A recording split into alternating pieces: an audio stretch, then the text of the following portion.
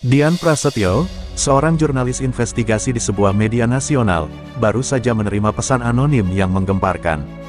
Dalam pesan itu, seseorang mengaku sebagai pegawai Pertamina dan mengungkap praktik pengoplosan BBM yang telah berlangsung lama.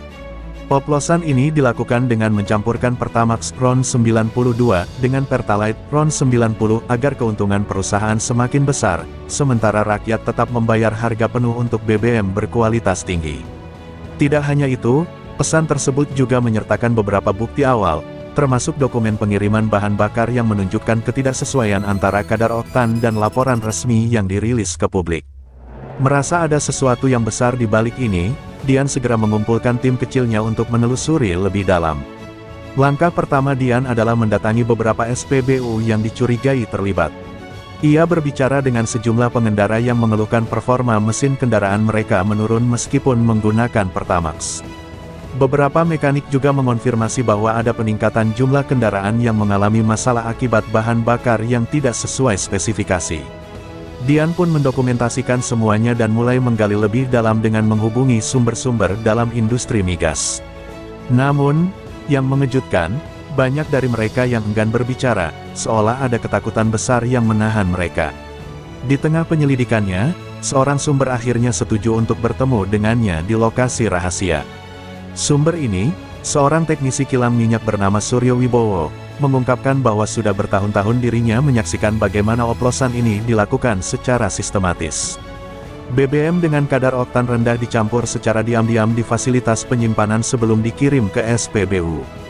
Keuntungan dari pengoplosan ini luar biasa besar, mencapai miliaran rupiah setiap bulan. Namun, yang lebih mencengangkan adalah fakta bahwa praktik ini dilindungi oleh beberapa pejabat tinggi di Pertamina dan bahkan melibatkan tokoh-tokoh politik yang berpengaruh. Di kantor pusat Pertamina, suasana menjadi tegang setelah isu oplosan ini mulai merebak di beberapa media kecil. Direktur Operasional, Hendra Wirawan, mengumpulkan timnya untuk membahas langkah darurat guna mengendalikan situasi. Ia tahu bahwa jika skandal ini terus mencuat, maka bukan hanya perusahaannya yang akan terkena dampak, tetapi juga jaringan mafia yang selama ini mengendalikan distribusi BBM di balik layar. Dalam rapat darurat itu, Hendra memerintahkan agar semua dokumen terkait distribusi segera dikaburkan, dan orang-orang yang dianggap sebagai mulut bocor harus segera dibungkam sebelum mereka berbicara lebih jauh kepada media. Sementara itu, di belakang layar, seorang pengusaha gelap bernama Rizal Kurniawan mulai cemas. Sebagai orang yang bertanggung jawab atas distribusi ilegal BBM oplosan, ia memiliki banyak kepentingan yang harus dijaga. Rizal bukan hanya seorang pebisnis biasa, tetapi juga memiliki koneksi kuat di dunia politik dan aparat penegak hukum. Melihat berita tentang dugaan korupsi Pertamina yang semakin viral, ia segera menghubungi beberapa petinggi untuk mencari tahu seberapa dalam penyelidikan ini telah berjalan. "Kita harus bergerak cepat," ujarnya kepada anak buahnya. "Jangan sampai ada yang membocorkan lebih banyak informasi." Di sisi lain, Dian mulai menyadari bahwa dirinya kini diawasi. Setelah bertemu dengan Suryo, ia menemukan bahwa ada mobil hitam yang terus mengikuti setiap pergerakannya. Malam itu, ketika ia pulang ke apartemennya, ia menemukan pesan ancaman terselip di bawah pintunya, "Hentikan atau kau akan menyesal." Namun, bukannya mundur, ancaman itu justru semakin membakar semangatnya untuk terus mengungkap kebenaran. Dian tahu bahwa ia sedang berhadapan dengan kekuatan besar, tetapi sebagai seorang jurnalis, ia tidak bisa tinggal diam. Dian Prasetyo semakin gencar menelusuri jejak praktik pengoplosan BBM setelah menerima ancaman misterius. Ia mulai mengunjungi lebih banyak SPBU, berbicara dengan operator pompa, dan mewawancarai pemilik bengkel yang sering menangani kendaraan bermasalah akibat bahan bakar buruk. Dari semua informasi yang ia kumpulkan, ada satu pola mencurigakan, beberapa SPBU di daerah tertentu mengalami lonjakan keluhan pelanggan, terutama di malam hari ketika pengiriman BBM dilakukan. Dian menyusuri jalur distribusi dan menemukan bahwa tangki-tangki pengiriman dari depot utama tidak selalu sesuai dengan laporan yang dikeluarkan oleh Pertamina. Dian kemudian menghubungi kembali Suryo Wibowo untuk mendapatkan bukti lebih konkret. Suryo, yang telah bekerja di salah satu kilang minyak terbesar di Indonesia selama lebih dari 1 dekade, menjelaskan bagaimana bahan bakar yang sudah dioplos dikirim dalam jumlah besar ke berbagai SPBU yang dikuasai sindikat. "Ini bukan kerjaan kecil, Dian," kata Suryo dengan nada tegang. Ada uang miliaran rupiah yang mengalir setiap bulan. Orang-orang di atas sana tidak akan tinggal diam jika mereka tahu kita sedang mengungkap ini. Menyadari risikonya, Suryo setuju untuk memberikan dokumen internal yang menunjukkan ketidaksesuaian antara kadar oktan BBM yang dikirim dan yang tercatat dalam laporan resmi. Namun, sebelum Dian sempat membawa dokumen itu ke kantornya, seseorang mencoba merampas tasnya di sebuah tempat parkir. Ia berhasil menghindar, tetapi merasa bahwa ancamannya kini semakin nyata. Merasa tak aman, ia memutuskan untuk menyerahkan dokumen tersebut kepada seorang pengacara yang dapat menyimpannya dengan lebih aman. Dian juga mulai menyusun artikel investigasi yang lebih dalam untuk dipublikasikan dalam media besar. Namun, ia tahu bahwa sebelum itu terjadi, ia harus mendapatkan konfirmasi resmi dari pihak-pihak terkait agar berita ini tidak bisa disangkal begitu saja. Sementara Dian terus mengumpulkan bukti, di sisi lain, Hendra Wirawan semakin tertekan. Ia menerima laporan bahwa media mulai mencium adanya ketidakwajaran dalam distribusi BBM, dan beberapa pejabat di Pertamina mulai mempertanyakan integritas sistem mereka. Tidak hanya itu, ia juga mendapat tekanan dari atasannya yang mulai khawatir jika kasus ini semakin mencuat. Hendra segera mengadakan pertemuan tertutup dengan beberapa rekan bisnisnya yang selama ini terlibat dalam pengoplosan. "Kita harus menghentikan ini sebelum terlalu jauh," katanya dengan nada geram. "Jika jurnalis itu terus menggali, kita semua bisa terseret." Di tempat lain, Rizal Kurniawan semakin gelisah. Ia mendapat laporan dari orang-orangnya bahwa Dian masih aktif menginvestigasi dan bahkan telah menghubungi beberapa pejabat pemerintah untuk meminta klarifikasi. Rizal tahu bahwa jika kasus ini sampai ke tingkat presiden, semua koneksi yang ia miliki mungkin tidak akan cukup untuk melindunginya. Oleh karena itu, ia mulai mengambil langkah lebih ekstrim. Salah satu anak buahnya diperintahkan untuk membuntuti Dian secara langsung dan memastikan ia tidak bisa lagi mengungkap apapun ke publik. Namun, tanpa sepengetahuan Rizal dan Hendra, di dalam tubuh pemerintahan sendiri sudah mulai ada pergerakan untuk membongkar skandal ini. Beberapa pejabat bersih di Kementerian ESDM dan KPK mulai menerima laporan tentang dugaan pengoplosan BBM dalam skala besar. Informasi ini akhirnya sampai ke telinga Presiden Prabowo Subianto, yang langsung memerintahkan investigasi mendalam terhadap Pertamina dan jaringan distribusinya. "Kita akan bersihkan negara ini dari korupsi," ucapnya tegas dalam rapat kabinet darurat. Dian sadar bahwa situasinya semakin berbahaya. Sejak peristiwa di tempat parkir, ia merasa diawasi setiap saat. Rekan-rekannya di kantor media bahkan menyarankan agar ia menghentikan investigasi ini demi keselamatannya. Namun, bagi Dian, mundur bukan pilihan. Ia memutuskan untuk menyusun laporan lengkap dan menghubungi seorang anggota DPR yang dikenal vokal dalam memberantas korupsi di sektor energi. Dian berharap dengan membawanya ke ranah politik, kasus ini akan lebih sulit ditutup-tutupi oleh mafia BBM. Namun, rencana itu hampir gagal ketika mobil yang ia kendarai tiba-tiba dihadang oleh dua motor di jalanan sepi. Seorang pria bertopeng keluar dari kendaraan di belakangnya dan mencoba membuka pintu mobilnya. Beruntung, Dian berhasil kabur dan segera melaporkan insiden itu ke polisi. Namun, ia tidak terlalu yakin bahwa polisi akan benar-benar melindunginya, mengingat beberapa aparat mungkin sudah dibeli oleh mafia BBM. Ia akhirnya memutuskan untuk sementara waktu bersembunyi di rumah seorang rekannya, sambil terus berkomunikasi dengan narasumbernya secara daring. Di sisi lain, Presiden Prabowo mulai melakukan perombakan di Pertamina. Ia menggandeng KPK untuk melakukan audit internal terhadap distribusi BBM dan menemukan banyak kejanggalan. Beberapa pejabat mulai diperiksa, dan tekanan terhadap Hendra Wirawan serta Rizal Kurniawan semakin besar.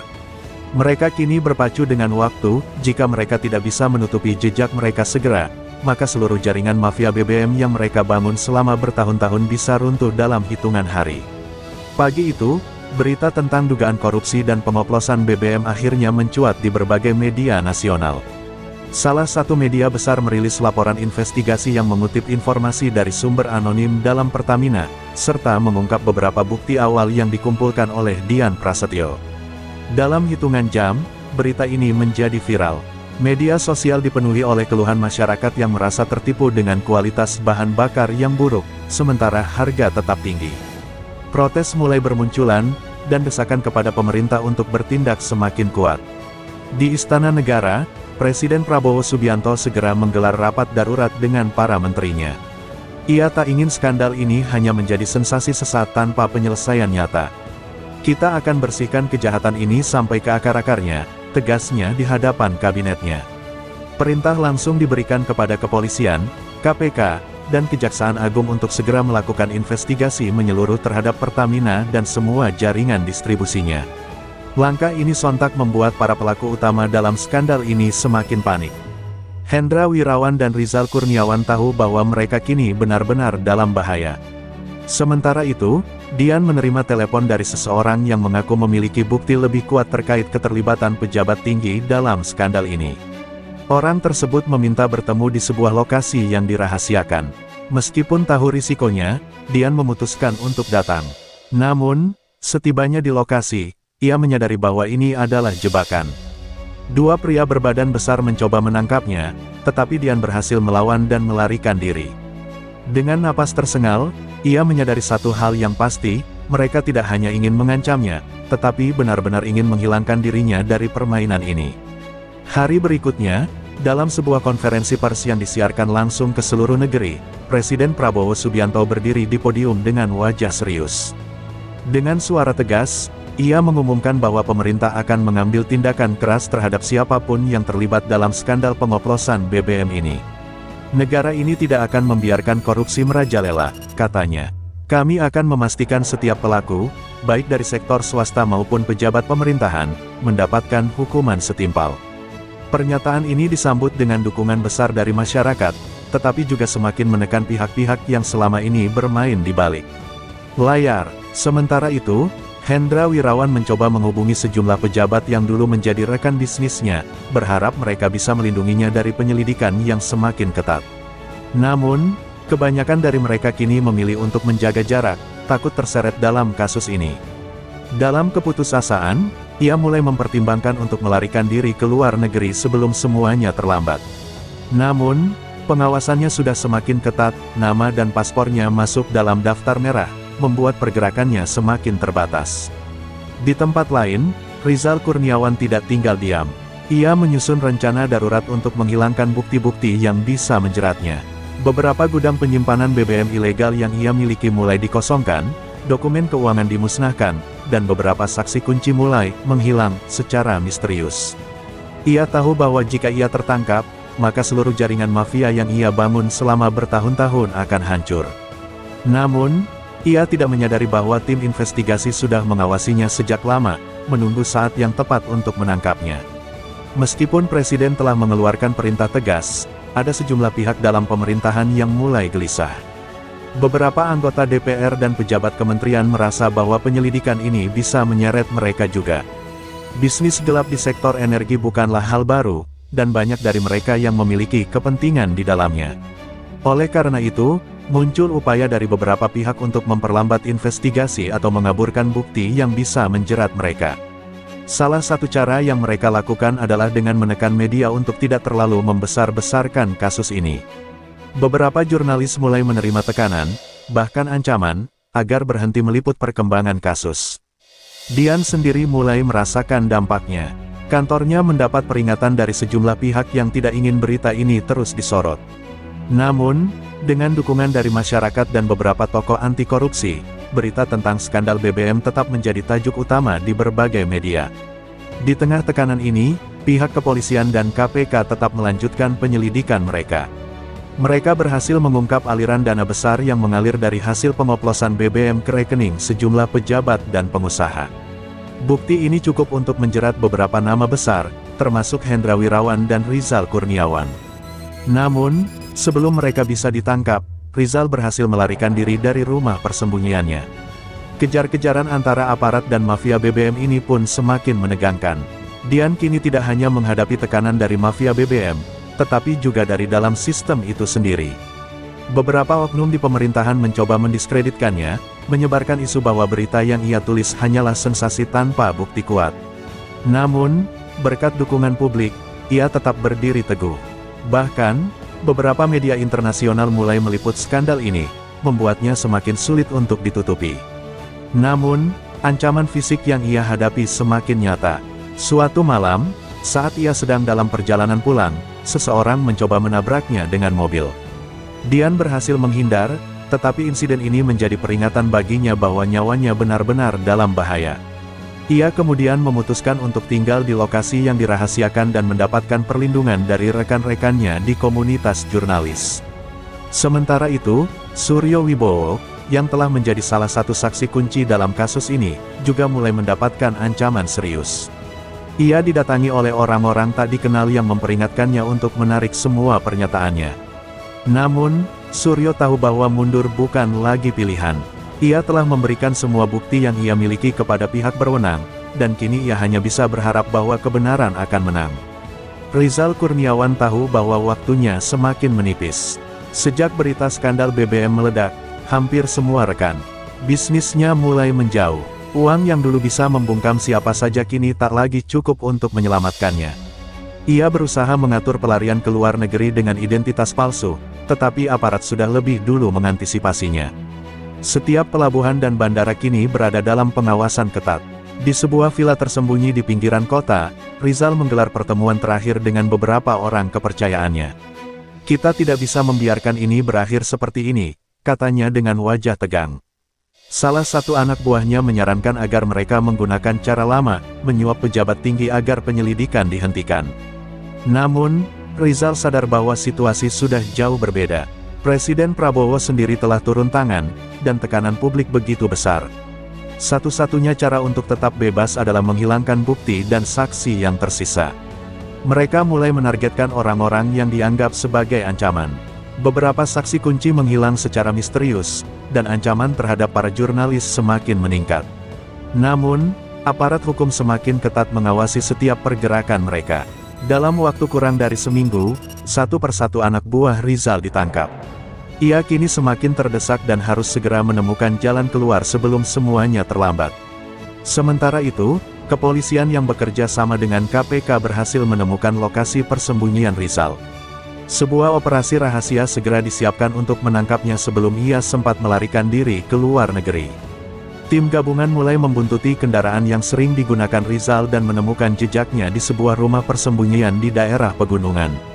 Malam itu, pasukan kepolisian bergerak dalam senyap, mengepung villa tempat Rizal bersembunyi. Namun, seseorang dari dalam memberitahu Rizal bahwa mereka telah ditemukan. Tanpa pikir panjang, ia dan beberapa pengawalnya mencoba kabur dengan SUV hitam yang telah disiapkan sebelumnya. Yang mereka tidak sadari, jalan keluar mereka sudah dipasangi blokade polisi.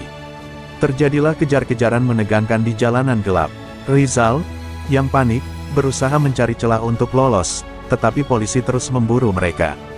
Saat mereka mencoba berbelok ke jalan kecil, tiba-tiba terdengar suara letusan ban. Kendaraan mereka kehilangan kendali dan menabrak pohon besar di pinggir jalan. Dalam keadaan terluka, Rizal mencoba melarikan diri dengan berjalan kaki, tetapi tak lama kemudian ia dikepung oleh pasukan khusus. "Permainan sudah selesai," kata salah satu petugas sebelum memborgolnya. Dengan tertangkapnya Rizal Kurniawan, perhatian kini beralih ke persidangan yang akan segera digelar. Hendra Wirawan, yang sebelumnya berusaha menghilangkan jejak, akhirnya menyerahkan diri setelah tahu bahwa semua bukti sudah mengarah padanya. Suryo Wibowo, sebagai salah satu saksi utama, bersiap memberikan kesaksiannya di pengadilan. Namun, ancaman terhadap dirinya belum berhenti. Dalam perjalanan menuju sidang, sebuah mobil tak dikenal mencoba menyerangnya. Beruntung, pengawal yang ditugaskan untuk melindunginya bertindak cepat dan menggagalkan serangan itu. Insiden ini semakin menguatkan keyakinan publik bahwa skandal BBM ini lebih besar dari yang terlihat. Para pengacara yang menangani kasus ini meminta perlindungan ketat bagi semua saksi yang terlibat. Di ruang sidang, Suryo membeberkan seluruh fakta yang ia ketahui. Ia menjelaskan bagaimana pengoplosan BBM dilakukan secara sistematis, siapa saja yang terlibat, dan bagaimana uang haram mengalir ke berbagai pejabat.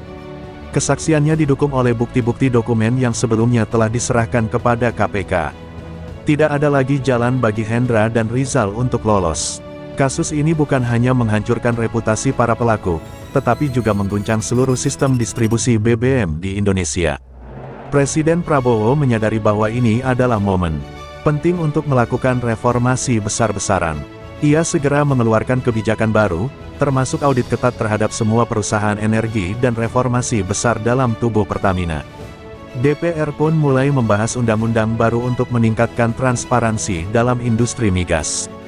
Masyarakat, yang selama ini merasa tertipu, mulai menuntut agar harga BBM diturunkan dan kualitasnya diawasi dengan lebih ketat. Demonstrasi besar-besaran mendukung upaya pemberantasan mafia BBM terjadi di berbagai daerah. Namun, tidak semua pihak senang dengan perubahan ini. Beberapa politisi dan pengusaha yang selama ini diuntungkan dari sistem lama mulai mencoba menghalangi reformasi dengan berbagai cara. Mereka menggunakan pengaruh mereka di parlemen untuk menghambat kebijakan yang sedang digodok. Namun, kali ini, tekanan publik terlalu besar untuk diabaikan. Meski Rizal dan Hendra telah ditangkap, sisa-sisa jaringan mereka masih aktif di balik layar. Seorang mantan eksekutif Pertamina yang terlibat dalam skandal ini tetapi berhasil menghindari penyelidikan mulai menggerakkan anak buahnya untuk membalas dendam. Target utama mereka, Dian Prasetyo dan Suryo Wibowo. Dian, yang kini menjadi simbol keberanian jurnalisme investigatif, semakin mendapat pengakuan di berbagai media internasional. Namun, ia juga tahu bahwa dirinya masih dalam bahaya. Suatu malam, seseorang mencoba membobol apartemennya. Beruntung, ia tidak berada di sana saat itu. Setelah insiden tersebut, ia dipindahkan ke lokasi yang lebih aman dengan pengawasan ketat. Sementara itu, Suryo tetap teguh dengan keputusannya untuk bersaksi, meskipun ancaman terhadapnya terus berdatangan. "Saya sudah terlalu lama diam," katanya kepada seorang wartawan. "Sekarang saatnya keadilan ditegakkan." Akhirnya, setelah berbulan-bulan persidangan, vonis dijatuhkan. Rizal Kurniawan dan Hendra Wirawan dinyatakan bersalah atas korupsi, penipuan, dan konspirasi kriminal. Mereka dijatuhi hukuman penjara seumur hidup. Beberapa pejabat lain yang terlibat juga dihukum berat. Putusan ini disambut dengan sorakan oleh masyarakat yang telah lama menunggu keadilan. Namun, bagi Dian dan Suryo, perjuangan mereka belum berakhir. Mereka tahu bahwa mafia dalam industri migas masih ada, dan jika mereka lengah, skandal seperti ini bisa terulang kembali.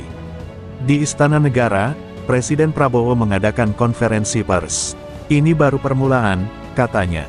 "Kami akan terus memastikan bahwa negeri ini bersih dari korupsi, tidak peduli siapapun yang terlibat." Dian tersenyum kecil saat menonton siaran itu dari tempat persembunyiannya. Ia tahu bahwa masih banyak yang harus diperjuangkan. Tapi untuk saat ini, kemenangan kecil ini sudah cukup. Kasus skandal pengoplosan BBM yang mengguncang negeri akhirnya menemui titik terang. Dengan tertangkapnya Rizal Kurniawan, Hendra Wirawan, serta beberapa pejabat yang terlibat, keadilan mulai ditegakkan. Namun, perjuangan melawan korupsi tidak berhenti di sini.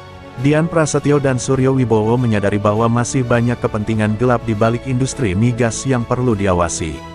Presiden Prabowo Subianto, yang sejak awal berkomitmen untuk membersihkan negara dari mafia migas, mulai menerapkan kebijakan yang lebih ketat.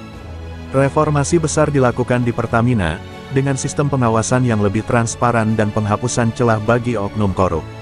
Perlahan, kepercayaan masyarakat mulai pulih, meskipun masih ada tantangan ke depan. Bagi Dian, perjuangannya sebagai jurnalis investigatif belum berakhir. Ia kini dikenal sebagai salah satu simbol kebebasan pers dan keberanian dalam mengungkap kebenaran. Meski pernah mengalami ancaman dan bahaya, ia tetap teguh dalam keyakinannya bahwa media memiliki peran penting dalam menjaga demokrasi. Suryo Wibowo pun akhirnya bisa kembali ke kehidupannya. Dengan tenang, meski ia tahu bahwa keberaniannya berbicara telah mengubah banyak hal. Kasus ini mengajarkan bahwa kejujuran dan integritas adalah hal yang tak ternilai harganya. Meskipun banyak orang tergoda oleh uang dan kekuasaan, pada akhirnya kebenaran selalu menemukan jalannya. Dian dan Suryo adalah contoh bahwa meskipun ada risiko besar dalam mengungkap kejahatan, perjuangan melawan korupsi harus terus dilakukan. Jika tidak ada yang berani bersuara, maka kejahatan akan terus berlangsung tanpa henti. Skandal BBM ini membuktikan bahwa korupsi bukan hanya kejahatan yang merugikan negara, tetapi juga berdampak langsung pada kehidupan rakyat. Harga BBM yang tinggi, kualitas bahan bakar yang buruk, dan kebocoran dana negara adalah akibat dari keserakahan segelintir orang. Presiden Prabowo menunjukkan bahwa tidak ada yang kebal hukum, tidak peduli seberapa tinggi jabatannya. Jika hukum ditegakkan dengan tegas dan adil, maka korupsi bisa diberantas dan negara bisa berjalan lebih baik. Jika bukan karena investigasi jurnalis dan tekanan dari masyarakat, skandal ini mungkin tidak akan pernah terungkap. Ini membuktikan bahwa kebebasan pers dan partisipasi aktif masyarakat adalah pilar utama dalam menjaga transparansi dan keadilan. Pada akhirnya, kisah ini mengingatkan kita bahwa perjuangan melawan korupsi bukan hanya tugas pemerintah atau aparat hukum, tetapi juga tanggung jawab setiap individu. Hanya dengan keberanian, kejujuran, dan kerjasama, kita bisa membangun bangsa yang lebih bersih dan adil bagi semua.